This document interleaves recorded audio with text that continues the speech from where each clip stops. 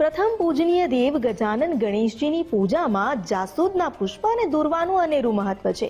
પણ તમને ક્યારેય એવો સવાલ થયો કે સામાન્ય ઘાસ જેવી દેખાતી દુર્વા ગણેશજીને આટલી પ્રિય કેમ છે? તેની પાછળ પુરાણોમાં શું અનુસંધાન આપવામાં આવ્યું છે?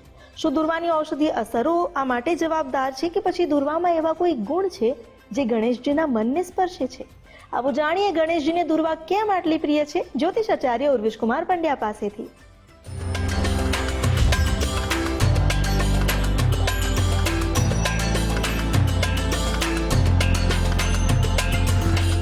ओम नमो गणेभ्यो गणपति वृषभो नमो नमो व्रातेभ्यो व्रातपति वृषभो नमो नमो वृषभ्यो वृषपति वृषभो नमो नमो विरूपेभ्यो विश्वरूपे वृषभो नमः नमो नमः. તમારા બધાનું સ્વાગત કરું છું આધ્યાત્મિક મહાશક્તિમાં. ભગવાન શ્રી ગણેશને દુર્વા કેમ ચડે છે અને ખરા અર્થમાં દુર્વા આટલી બધી ગણપતિ દાદાને પ્રિય પણ કેમ છે? સફેદ રંગની દુર્વા પણ આવે છે અને હરિત રંગની દુર્વા પણ આવે છે. તો ભગવાનને કેમ દુર્વા આટલી પ્રિય થઈ એના પાછળની ગાથા આજે આપણે ચર્ચવા માટે જઈ રહ્યા છીએ. તો પુરાતન સમયની આ ગાથા છે અને જ્યારે ગણેશ પુરાણનું તમે આસ્વાદન લઈ રહ્યા છો, એ ગ્રંથને તમે જ્યારે આત્મસાત કરવા માટે જઈ રહ્યા છો ત્યારે તમને આનો જવાબ મળે છે.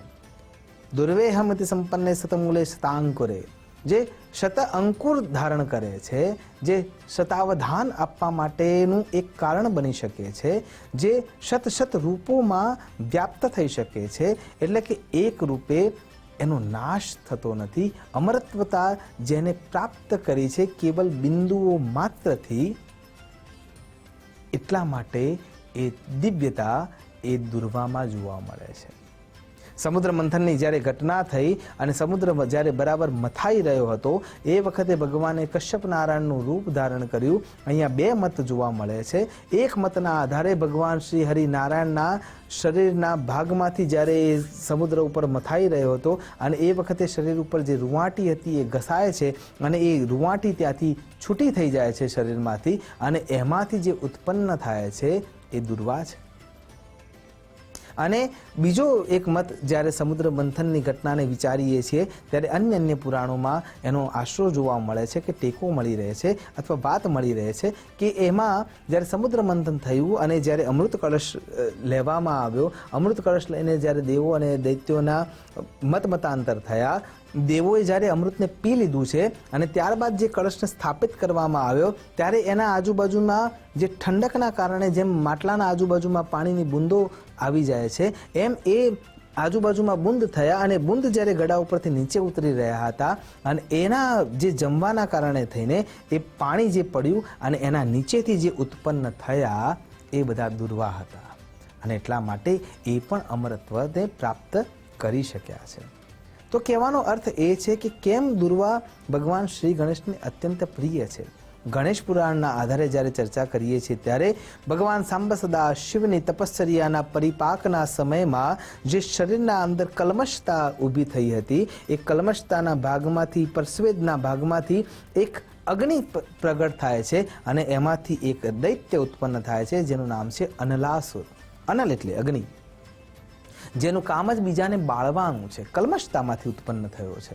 એટલા માટે એ સુયોગ્ય વિચાર આપી જ ના શકે. ભગવાન સંબ સદા શિવમાંથી ઉત્પન્ન થયો છે એટલા માટે એના શરીરમાં વિચારો યોગ્ય છે. જલંધર ઉગ્રતાના સમયમાં ઉત્પન્ન થયા હતા એટલા માટે એની વૃત્તિ અને એના વિચાર એ જ પ્રમાણે હતા. જ્યારે કલ્મશતામાંથી ઉત્પન્ન થયા છે એટલા માટે અનલાસુર એ પણ દૈત્ય રૂપમાં ઉત્પન્ન થાય છે અને દૈત્ય રૂપમાં ઉત્પન્ન થયા પછી હાહાકાર મચાવી નાખે છે. ચારેય બાજુ ભગવાન સાંબ સદા શિવની અનુકંપાને છોડીને એ કેવળ પોતાનું સ્વરાજ્ય સ્થાપવા માટે તત્પરતા દાખવે છે અને હાહાકાર મચાવી રહ્યો છે. પણ જ્યારે એની પાપની વૃત્તિ પરાકાષ્ઠાએ પહોંચે છે ત્યારે ભગવાન એને મેળવેલી શક્તિઓના, વરદાનોની શક્તિઓના કારણ થઈને એને મારવા માટે તત્પર થતા નથી, પણ ગણેશજીને હુકમ કરે છે કે તમારા હાથે એનું મૃત્યુ નક્કી થયેલું છે તો તમે એનો નાશ કરો. ભગવાન શ્રી ગણેશ એનો નાશ કરવા માટે જાય છે.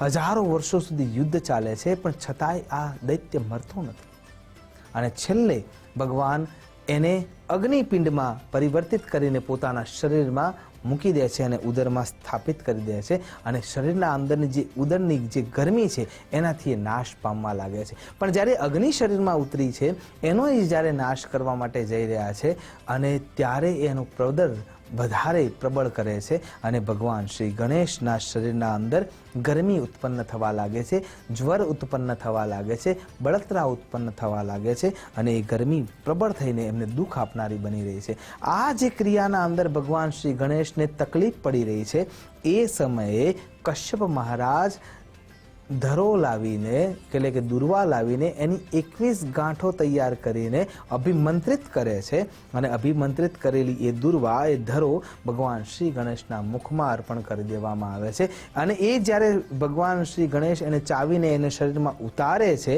અને એ જે રસ અંદરથી ઉત્પન્ન થાય છે જે અમૃતમાંથી ઉત્પન્ન થયેલી હોવાના કારણે થઈ અમૃત તત્વ અંદર પહોંચે છે અને એ જે જ્વર ઉત્પન્ન થયો હતો, રાક્ષસ તો ભગવાનના શરીરની ગરમીના કારણે જ મરી ગયો હતો, પણ એનો નાશ થયા પછીનું જે શરીર હતું જે અનલમાંથી અગ્નિમાંથી બનેલું હતું એટલા માટે એ અનલતા ફેલાઈ ગઈ હતી અને એ જ્યારે રસ શરીરમાં ઉત્પન્ન થયેલી શક્તિને નાશ કરે છે અને એ રસ જેમ જેમ શરીરમાં ભળતો જાય છે એમ એમ ભગવાન શ્રી ગણેશને રાહત મળતી જાય છે અને એ દિવસથી ભગવાન શ્રી ગણેશને દુર્વા અત્યંત પ્રિય છે.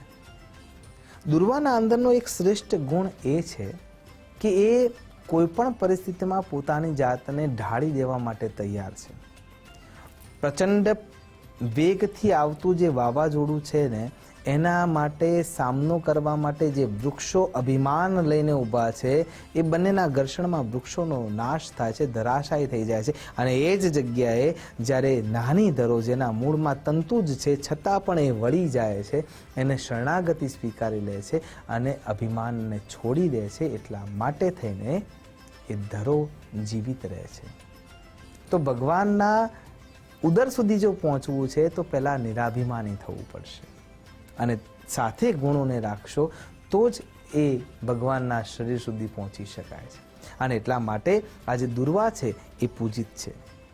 મેડિસિનલના ઉપયોગના આધારે જોવા જઈએ તો જેને જેને કેન્સરની તકલીફ છે, જેને જેને અલ્સરની તકલીફ છે, જેને જેને ઉદર પ્રદર રહે છે, જેને જેના શરીરના અંદર આંતરડાઓના અંદર ગરમી વધી ગઈ છે, ચાંદા વધી ગયા છે અને એ ગરમી સહન થઈ શકતી નથી તો જાતે જ જવના ઝવેરા ઉગાડી અને એને કાપીને એને ગ્રાઇન્ડ કરીને એને જો પીવામાં આવે તો ઉત્તમ ઔષધ તરીકે કામ કરી શકે છે અને તમારા શરીરના પ્રદરનો નાશ કરી શકે છે.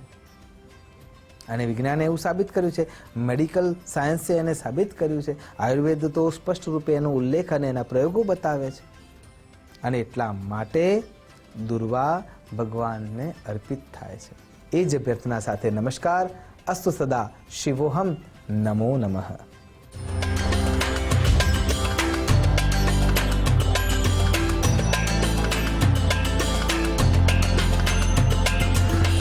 જય પરમેશ્વર સિદ્ધિ વિનાયક, જય પ્રથમેશ શુભ ફળદાયક, ભક્તજનોના તમે હિતકારી, શિવાનંદ સુર ગણપતિ રાજા, ગૌરી નંદન શ્રી ગણરાજા, તમારી મહિમા અપરંપાર.